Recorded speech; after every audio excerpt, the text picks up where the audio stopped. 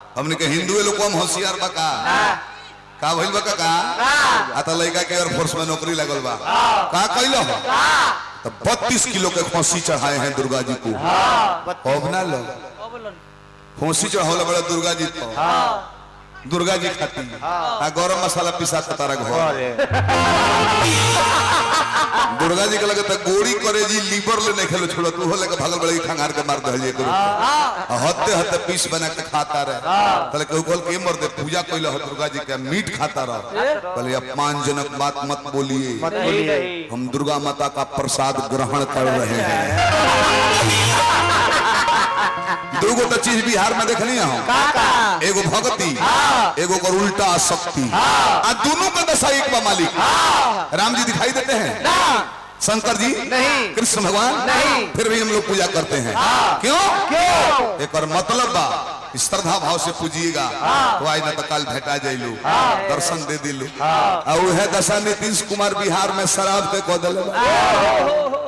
कहीं कोनो दुकान में दिखाई नहीं पड़ रहा है नहीं। लेकिन श्रद्धा भाव से जहां ढूंढिएगा 15 मिनट में पाइएगा माल हाजिर है।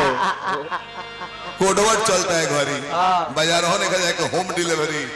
राम विलास भाई है तो हाँ एगो चौनी भेज दे तो बेचा तो पूछ गए कि नीब मांगता ना तो फ्रूटी जहाँ कहल कठौनी भेज दो जान कि हाँ हमारी मोरी में बूढ़ी के न हो जाके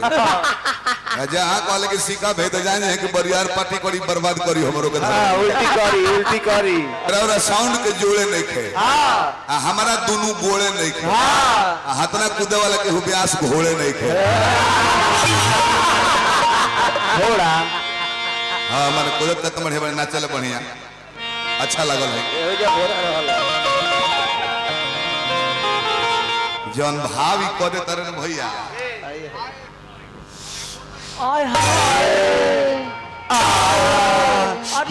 मार लूंगो। अच्छा जब भाव कइले सुदर्शन भाई तो उतने पर भाव करी तो भाई ऐसे ऐसे करतले हो ई एंगा की करेला के से तो कोनो खास साइज में बाना कि तब तो पल हट के कइले ए घरी प्यास लोग के या लोगन में एगो बीमारी बड़ी प्रसिद्ध भइल बा कौन बीमारी भैया तो हट जाल बीपी बढ़ जाता शुगर बढ़ जाता मालिक आ जाने की मेमोरी कम हो जाता है यादाश्त बिगड़ जाता है भूलक्कड़ आदमी हो जाता है भूलक्कड़ई के बीमारी भैया बहुत हो गई बैग असही दू जनी सखी मेला में भेटाई एक संगे ना तारा बाबा के संग भेटे रहे दूगो सखी शादी हो गई दोनों लड़कियन के 5 वर्ष बाद नैहर आइल बड़ी सब तो मेला में भेंट गए वाले दोनों जानी एक जानी कहली कि का होता हर बोर क्वेश्चन बावे घर क्वेश्चन बा धन कितना बा मर्दा कत चका बा सब माने बात बतियाओ तलू एक जन कहली कि देखो न सखी सब तो ठीक बा मर्दा के बाकी बड़ी भूलो कड़ माने बात भूल जाता है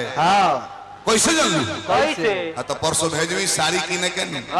तो दुकान पर जाके भूला गए उन्हें से ओढ़नी किन ले तो दूसर के कहते हैं कि तार तो ठीक बा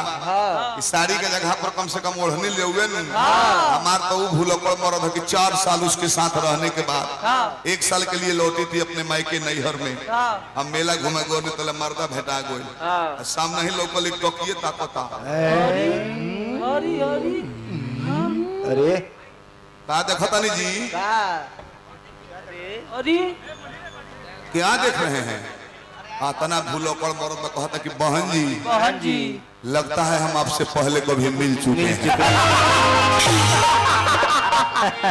हाँ तो बहन जी लगता है कि पहले हम आपसे कहीं मिल चुके हैं बस के नैखा चिन्हा था तारा बाबू जी के बड़के पतो है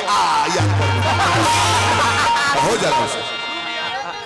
बस एक गाना भैया तुरंत दुल्हन के बोलो एक बाद रंगीन चालू हो जाए सुमिरन बंदना में तनी जानता नहीं काहे ना बोले सुमिरनवा में काहे कि सुमिरनो भर हमने के प्यास नियर लागी जा प्यास नियर हां तो एक बात ऑर्केस्ट्रा कर होई जाई हमने के ध्यान लगा कि गणेश जी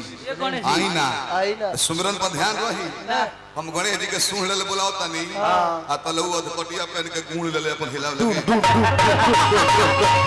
सुमिरन भर भस्ट हो जाइए यही समय कहले गई मैं रोकला रहा लोग बगल भैया मंगल जी हमारा बानी जकरा कि हम दिन में ठहरा रहनी हम उजे रहबे सादुलापुर से महीना